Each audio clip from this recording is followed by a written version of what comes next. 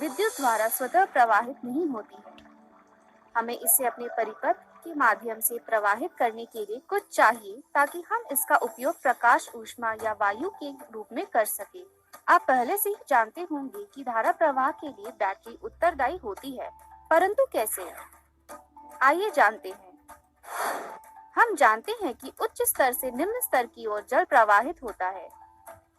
जब दो पिंडों के संपर्क में रखा जाता है तो ऊष्मा का चालन उच्च ताप वाले पिंड से निम्न ताप वाले पिंड की ओर होता है। इसी प्रकार विद्युत आवेश कथित तौर पर उच्च विद्युत विभव वाले बिंदु से निम्न विद्युत विभव वाले बिंदु की ओर प्रवाहित होते हैं।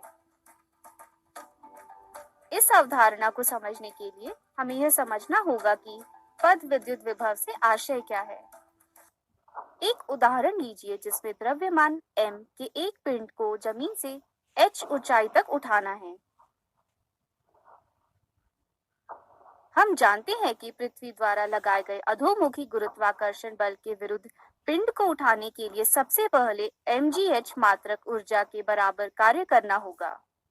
इस स्थिति में पिंड ने गुरुत्वीय स्थितिज ऊर्जा की mgh इकाइयां प्राप्त कर लेती हैं और कार्य करने की क्षमता रखता है।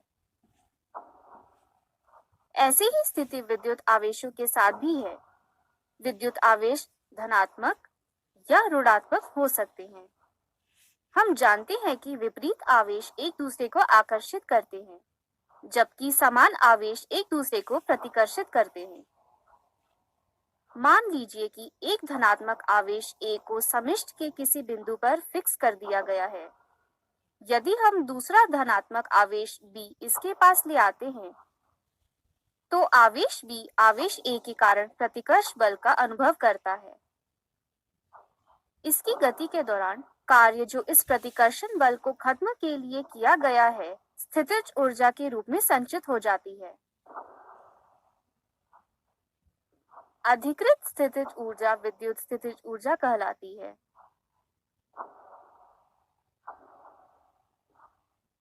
इसलिए इस स्थिति में किया गया कार्य विद्युत स्थितिज ऊर्जा के बराबर होता है। आवेश A के जितना निकट आवेश B आता है, उतनी अधिक विद्युत स्थितिज ऊर्जा प्राप्त होती जाती है।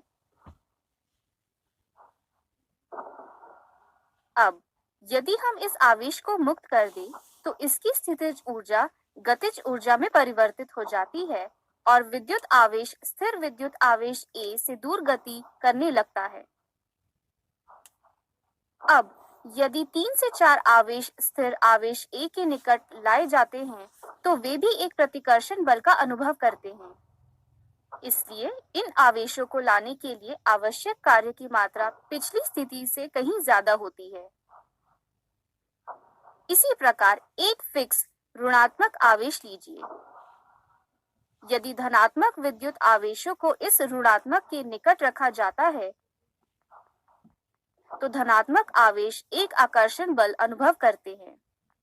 अब यदि धनात्मक आवेश को स्थिर ऋणात्मक आवेश से दूर ले जाया जाता है, तो आकर्षण बल के विपरीत कार्य करना पड़ता है। फिर से इन आवेशों पर किया गया कार्य विद्युत स्थितिज ऊर्जा के रूप में संचित हो जाता है।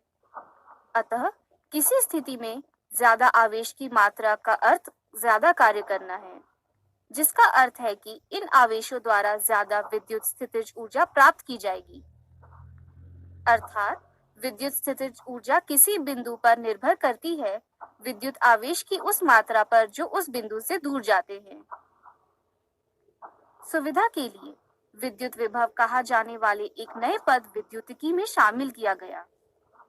किसी बिंदु पर विद्युत विभव उस बिंदु पर प्रति इकाई आवेश विद्युत स्थितिज ऊर्जा होती है।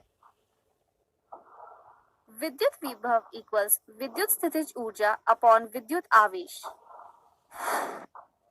सारांश: विद्युत आवेश उच्च विभव से निम्न विभव की ओर प्रवाहित होती है।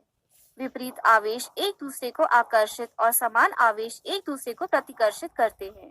किसी बिंदु पर विद्युत स्थितिज ऊर्जा विद्युत आवेशों की उस मात्रा पर निर्भर करती है जिन्हें उस बिंदु पर लाया जा रहा है या दूर हटाया जा रहा है। किसी बिंदु पर विद्युत विभव उस बिंदु पर विद्युत स्थितिज ऊर्जा प्रति इकाई आवेश होता है। इसे गणितीय रूप में इस प्रकार से व्यक्त किया जा सकता है। विद्युत विभव इक्वल्स विद्युत स्थितिज ऊर्जा अपॉन विद्युत आवेश। हम जानते हैं कि ऊर्जा को संचित करने में कार्य शामिल होता है। हम जानते हैं कि किसी ऊंचाई पर स्थित गेंद में स्थितिज ऊर्जा होती है, लेकिन इसने ये ऊर्जा प्राप्त कैसे की? हमने इसे उस ऊंचाई तक उठाने के लिए कार्य किया।